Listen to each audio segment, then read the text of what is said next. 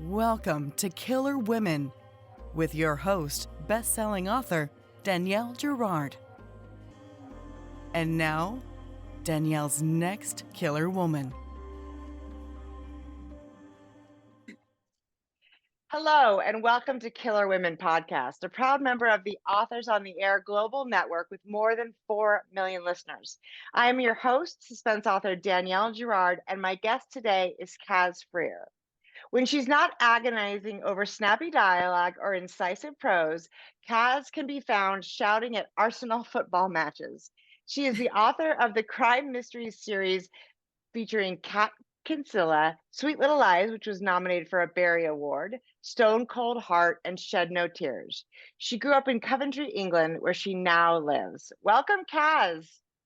Thank you for having me. So happy to have you. So, Caz, look at this beautiful cover, and I wore pink to match. It looks like Why didn't I think of that? it was a super fun read. I actually gobbled this up. Let's talk about tell our readers, our listeners, a little bit about Five Bad Deeds. Sure. So Five Bad Deeds is really the story of a woman called Ellen Walsh who kind of believes that she's a good person, as in she'd always be the first to offer somebody a lift, and she volunteers for things. And, if you needed something, you needed to borrow something, she'd be the first to offer, and she'd probably drive it over to you. And all those sort of little things, she is kind of on the surface quite a good person, whatever that means. And that's certainly how she sees herself. And she assumes that's the way that other people see her as well.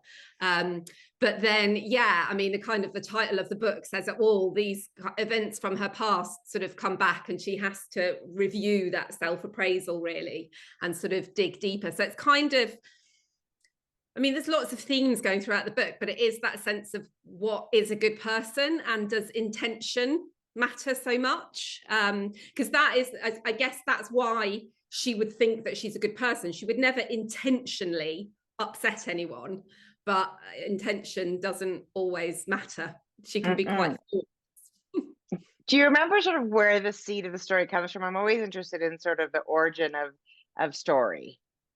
Yeah, I do. And it's a really weird one, and it doesn't paint in a brilliant light to begin with. So I'll give it a little bit of context. But I've never actually had one of those kind of light bulb moments with my books. With my others, they just sort of, I'd get a rough idea for something and then I'd layer it. But this, it basically happened. I was in a restaurant, and I never complain about anything. I'm just one of those people, whether it's the restaurant or the hairdressers, even if I'm going, oh God, what have you done to my hair? I'll go, oh, it's great, thank you.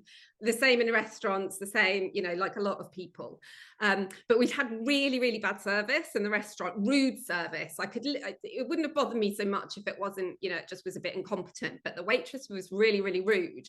And I didn't complain, but just as we were walking out, the manager said to me, oh, was everything okay? And just for the first time in my life, I just thought, well, I'm going to tell the truth. I'm going to say, no, it wasn't actually. And like I said, I didn't make this massive complaint, but I just told the truth of what had happened. And then about 2 hours later, I just started thinking about it and thinking, oh my God, what if her husband had left her that morning? What if her best friend was really sick? What if she just had the worst day and was sort of taking it out on me or the customers, which isn't right, but we all do it.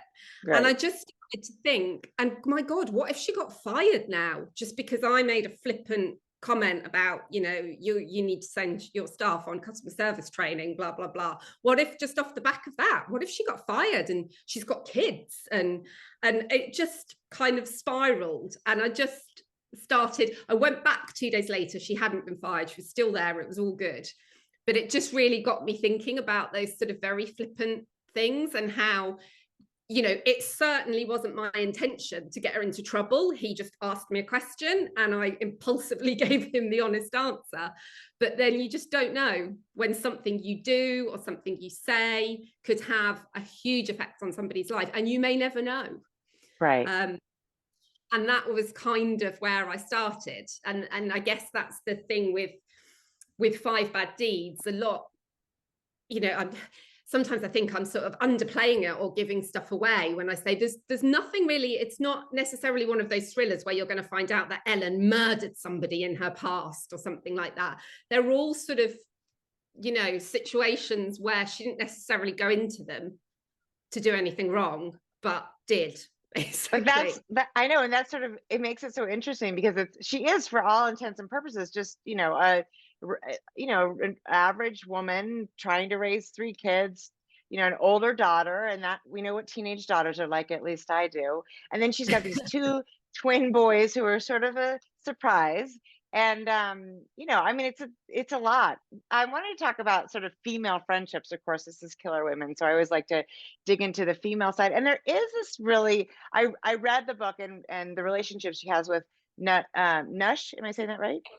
Yeah. And Gwen, they feel like very, you know, typical, and her sister Christy, very typical sort of female relationships, right? I mean, we talk on the surface about so many things, right, without really digging deep into sort of, you know, it's more of a banter between women. And I don't know if it's, you know, because we're afraid to be judged if we sort of talk on a deeper level, or if it's because we have some envy of one another in some ways. You know, it seems like that is a thing that you're thinking about in this book. And I haven't read your earlier works, but I'm curious if that is a theme for you, and sort of where that comes from, and why you find yourself interested in exploring it, because you do it beautifully in the book.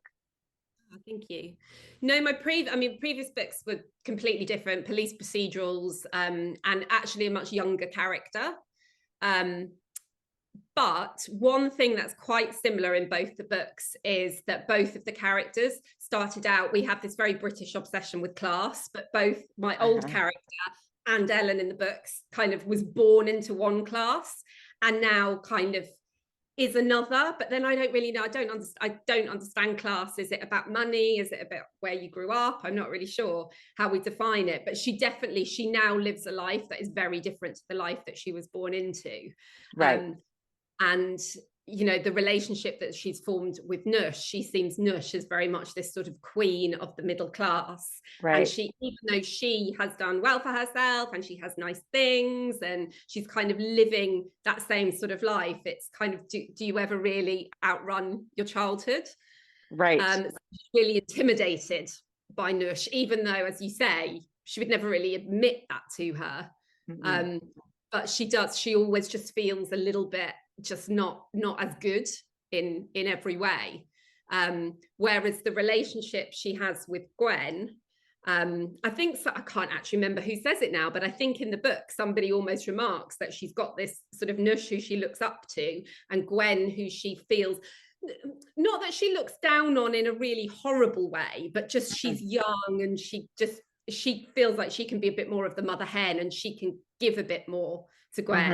And then Christy is just, a kind of, I want to say toxic sibling, but they love each other. They do love each other, but they don't like each other very much, I suppose. Well, and again, I think that's like you said about intention. There's some things that happened to Christy that she blames her sister for, that Ellen doesn't really even know that she's being blamed for, right? And I think the same is true of all those relationships. I mean, Nush is, you know, she's got her own stuff going on, and even though she, from the outside, she looks, you know, polished and like she has it together, of course, you know. And I love that we get into these points of view, so we get to see, you know, because of course each of us has the things we feel good about, the things that look good from the outside, and all the stuff inside that tells us we're not worthy, we're not smart enough, rich enough, whatever, you know. And that, I think, that's a sort of universally, I think probably men do it too, but I feel like it's such a universally woman thing to always be sort of comparing ourselves and discounting ourselves, you know, in comparison to other women. So I found that really, you know, I could see myself in each of them, which I think is interesting too, right? I mean, right? I think that's really a trick, because there are certainly bad, I mean, there are bad behaviors and bad things done in this book, and so you could say there are bad people, but it really is more like, you know, how we all, you know, all are sort of trying to stay above water in our own way. And even the relationship, like, so her daughter Orla, and her friend Esme, their, relationship, they're two teenage girls, and of course there's power play there, Yeah. very, very clearly, and of course that's very universal for that age, and even the mother-daughter stuff, it's just there's so many layers of it. So that I think is interesting, and the idea of how much we hold back from others. And that's kind of why, because again, going back to my first novels, they were all first person, one point of view, all through the eyes of this young detective. Yeah. And I knew I wanted to do something that was a bit more multiple point of view, but I didn't necessarily, I think there's 7. I think there are 7 points of view in total. Most of it is from Ellen's perspective, so it's not constant head hopping. I think that would probably have been too much. No, it doesn't feel too much. Oh, good. But yeah, because so much of the book is about kind of perception, how you perceive yourself and how others perceive you. It was almost like I had to get out of Ellen's head and see what that person, how we have one take on a situation and the person stood next to it is reading it completely differently to us. Right. Of course. So yeah, people you definitely get that quite early on with Nush, where you think they're good friends, and then in one short chapter you can see not that they're not friends, but there's a lot of resentment bubbling. Yeah, right. And Ellen seems to be somebody who, and maybe this is a factor of her being very busy, like with little kids, but a little bit unaware of sort of the things that she's done, unintentionally, but still sort of not the best self-awareness always. And No. I think one of the interesting things and fun factors of the book is that somebody, and I don't think we're not spoiling by saying that somebody seems to be after her, and a lot of things are happening in her life that that are bad. For instance, somebody thinks she's a threat to her children, and so the Child Protective Services is what we call them here, and there's a different name I think for them there, but yeah, social services. So they get involved, and it is interesting. It brings up a really valid question, which is, what would you do if you thought, you had a friend, however close, and you thought she was a danger to her children? I mean, right? I mean, what do you do? Yeah, it was quite that was quite a tricky one. And I think it's trying to sort of balance between, like you say, the genuine care of them actually thinking, is she these negative things and could she be a danger? But at the same time thinking, she's my friend, I know her, to play at my house, but it's probably the most emotive thing. Yeah, I mean, there's no coming back from that. If you there wouldn't be. So yeah, that was kind of why I wanted to put something. I think it does come along the midpoint where it's something quite explosive, where the first couple of things that happen are, I mean, they're terrible for her, but they're probably a bit more fun in the sense. A little more bit like pranks, a little bit more like pranks, and then it sort of snowballs. They embarrass her, but they don't sort of, they're not really tugging at the fabric of her life.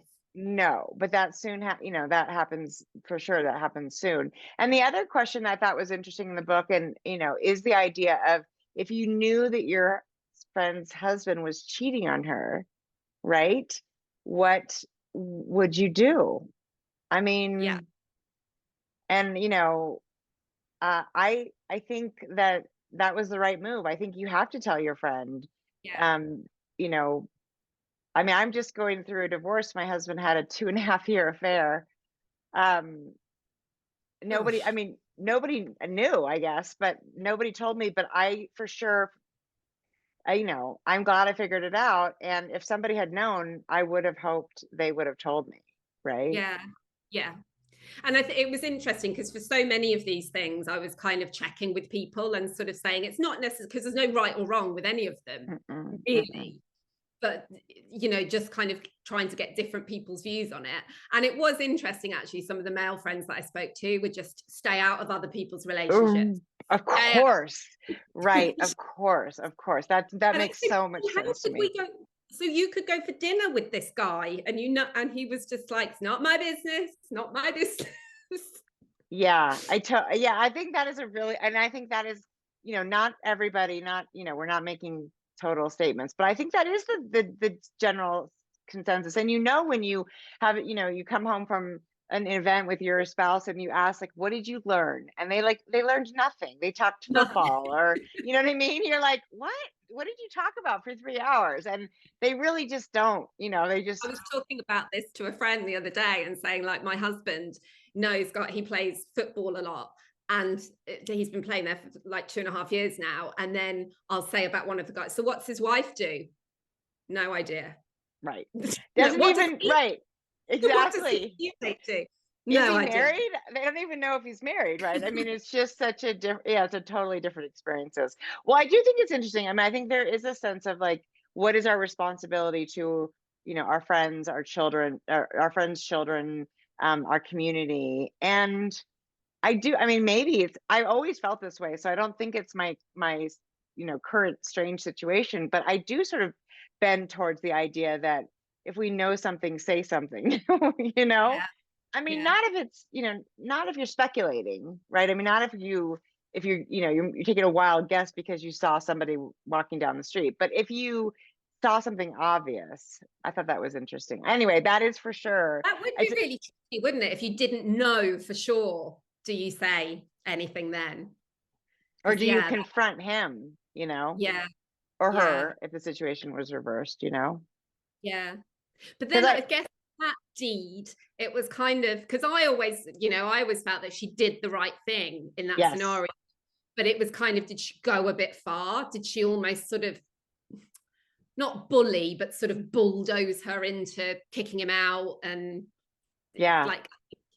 that's kind of where the bad deed came in. Did she sort of take on because of her resentments towards Nush? And I'm saying all this, and I wrote it, and I don't really know, because I think it's kind of up to the reader to decide. And I think the pushback is that she's an adult and she can make her own decision. But it is true. I mean, having gone through this really recently, the idea that when you tell somebody what has happened, they are like, well, you cannot go back to him. I mean, that is over. And it's, we were married 31 years. So this is like, there is a part, it's really hard because you trust your friends and they know you, they know him. I mean, my siblings in particular were like, you're done with that guy. And there was a part of me who's like, really? Do I have to be done? So I mean, I get both perspectives, and I think it's really fair to be like, at the end of the day, it was, it has to be my decision, right? So let's transition a little bit to the power of home, because I thought that was also really interesting. So the house that Ellen and her husband live in, that they're going to remodel, it was sort of considered, like, people died there. It was, sort of a cursed house, but also it has this sort of magical glow in the community. It's this beautiful home, and it sounds like it's an older home that they're thinking about remodeling. But Ellen wanted that home so badly, and it was and maybe that's her background, right? That this living in this house in particular.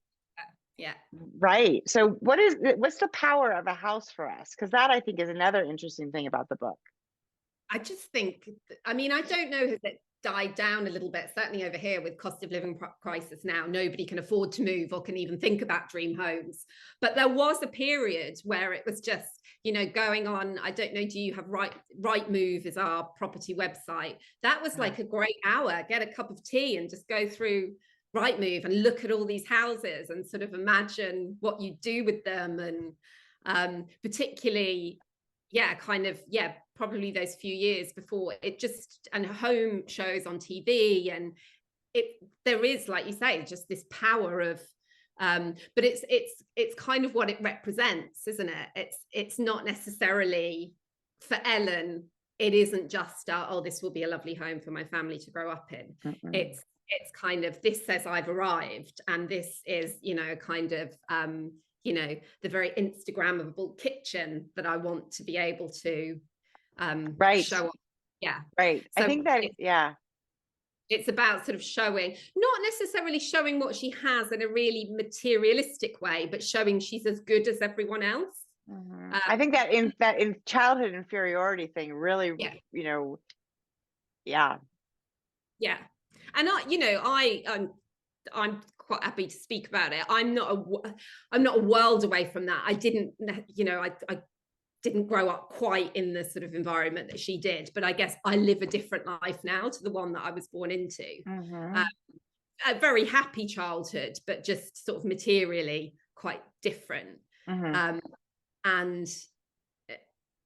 went to a good school, but and interestingly, like being in the world of publishing, which is quite certainly in the UK, you get that imposter syndrome. It is quite middle class. It is quite, and I sometimes, even now, even though I've got so many wonderful friends, you do have that slight, I don't quite belong here. I didn't go to Cambridge. I don't sort of live in this beautiful apartment in the centre of London, those kind of things that you just keep you down a little bit. Yeah, I don't know that there are that many authors who do those things, right? I think most of us are exactly where you are, but the imposter syndrome is real. And I don't know that it ever goes away.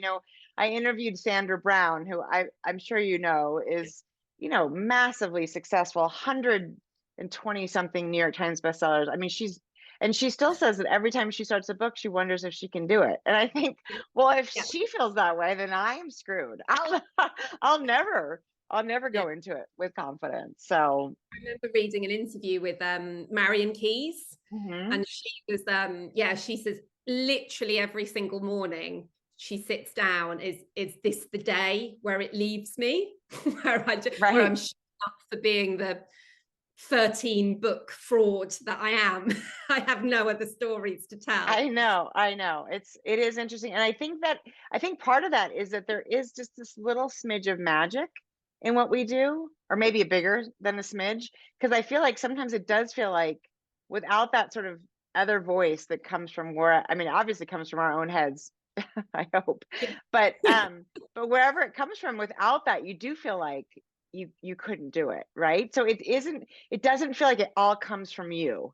At least that's my right. So then we feel like there could be a moment where whatever happens, it goes. I mean, I don't know that that'll happen, but it feels like it could happen.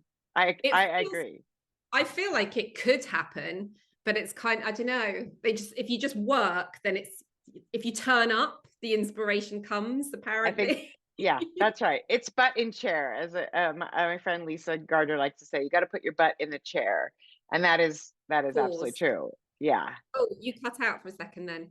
Oh, you're back. Yeah. No, it's I'm back. I'm in Montana, which is like in the middle of the mountains. So occasionally I don't have the best Wi-Fi. But what I was just saying, you have to put your butt in the chair. I agree with you. You have to do the work. You have to sit there, even if nothing happens, until something happens. So that's where now I noticed in your bio, you moved back to the place where you grew up. Yeah. And how is that to return? Yeah, I mean, it was, I moved to London after university, lived in London, did everything that you can imagine in sort of 20s and 30s. And then, I mean, really it was driven by finances. We had a flat and we wanted a house, and there was no way we were buying a house in London. So and then my parents are both still here and they're fine, but they weren't getting any younger. And so it was just like, right. And we were really hesitant, but then we came up to look at houses. And this is a little bit like how I would imagine Ellen, actually. We came up to look at houses, really not sure, because there's something about going back to where you came from. But then when we looked at what we could buy for the same that we were paying for this time, it was like, oh my God, this is like a grown-up house. Even though we were well into our 30s, it was like, oh my God, this is where grown-ups live. Right. We could actually do two things in two different spaces and not have to not have to hear each other. That's fantastic. How far? I'm not very familiar with your geography. How far is Coventry from London, and where are you? Not really. So it's about maybe 90 miles north of London. It's supposedly the bang centre of England. I don't know if that's just a tourist thing, but there is literally a sort of a pole on a green that says you are now at the very, very centre of England. But I think with the cliffs falling away, they might have to keep moving it. Right. Oh God, that's so scary. But the centre anyway. That is. It sounds lovely. Well, I love this. Okay, so tell us, Caz, what's next? What are you working on? So I'm working on my next book, and I'm also working on adapting my detective novels for TV, but that's all in very, very early stages. I thought I wanted to try a different kind of writing, but boy, I didn't realize what a different kind of writing it Right. is. It's so hard, right? I mean, you take everything out. Yeah, so hard. And I just don't know. I think because and I can say this because I know what I'm not so good at, but I know I'm really good at dialogue. Yeah. So I just thought, I'll write a script easy. Dialogue's my thing. But I mean, dialogue's just it's part of it, but it's Yeah. arguably not even the most important part. It's kind of the story and the visual, being able to write visually and Right. And just in short snippets, right? You're like basically kind of describe the room in like 2 sentences versus being able to sort of paint the full picture. Well, yeah. I'm curious. That is interesting because I've thought of that, of course, but it seems really. Do you use like a formatting app?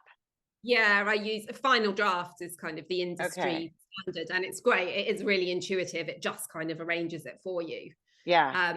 But I've spent about 2 months just working on this. I'd written a chunk of the new book, and then I thought, I'm not very good at sort of changing in the day. I need to be working Yeah. on one thing or another. So I spent about 2 months just heads down on the script, and now I've gone back to the book, and it is, yeah, like you say, I'm just so used to writing something like large kitchen, back Right. door open. Right. Like, oh no, I'm Right. actually going to try and be a bit lyrical now. Yes, right. No, it is a shift, I imagine. And did you stop the book because you sort of thought you had a good feel for it, or you felt like sometimes you just need a break to sort of like figure out what's next kind of thing? It was kind of like a timing thing. Part of me, so the new book, and this may change because there's still quite a lot of work to do it. It's sort of told in 3 parts, and I'd done the first part and I'd plotted out the next part. So I thought now might be time to sort of down tools and start thinking about this script, because I've been sort of really, really informally talking to a producer about it. It's so in the early stages. It always, whenever you Yeah. talk about TV, it sounds a lot more glamorous than it actually really is. It's so in the early Yeah, yeah. Well, um, that's really still it's really exciting. So that, yeah, it's good. and it's kind of fun to have more than one thing going on at a time, I feel like. So that when you're sort of creative energy, you know, sometimes I feel like I do need like a 3 to 4 week break, and it'd be fun to do something else because it's weird not to write at all. Sort of part of your Yeah. day. So And I think as well, just as writers, and what I didn't do when I first started out was, I think, it's a tough industry and you'll face lots of rejection, and it's just the yes, more you write and the more you're doing. I mean, don't spread yourself too thin, but the more projects you have, if you get rejected for one, okay, well, I'll just, rather than, right, yeah, the first couple of books, I was very all eggs in that basket. It has to do brilliantly, or um, right. but I've sort of learned now, no, it's good to sort of have a few things bubbling and try to always be thinking about the next thing. Although that can be a curse sometimes. You always, when you're in the weeds with the book, get an idea for the next book. Yeah, well, yeah, right, exactly. Which is, I mean, it's a gift as well as a curse, right? You can make Yeah. some notes and look forward to it, but you can't really get. Yeah, it is. It's a feast or famine is how this, Yeah. Yeah. feast Yeah. or famine. Well, I love this. This was my first Caz Frear book. It was so fun to read. And I wish you the best, best, best of luck. I hope it sells a billion copies. Um, Oh, can can you tell our listeners where to find you, social media or your website? yeah. So I'm on Instagram and Twitter. That's probably where you'll find me mainly. And that is at Cazzy F Writes. So it's CAZZIF Writes. And that's Instagram and Twitter. Sure. I'm not huge on Facebook. I probably should be. I probably should Oh, be more. well, I understand. You can't be you would it's hard to we're supposed to like, promote and socialize and Yeah. all these things. And then you're like, well, when am I supposed to write my books? That's what I want Yeah. to know. So, well, it was really fun to meet you, Kaz. This was And you. Five Bad Deeds by Caz Frear. It sounds like she's also got a series um from before that we can look forward to as well. So, thank you for joining me. Thank you so much. Thank you. Until next time, this is Killer Women. Bye. Bye.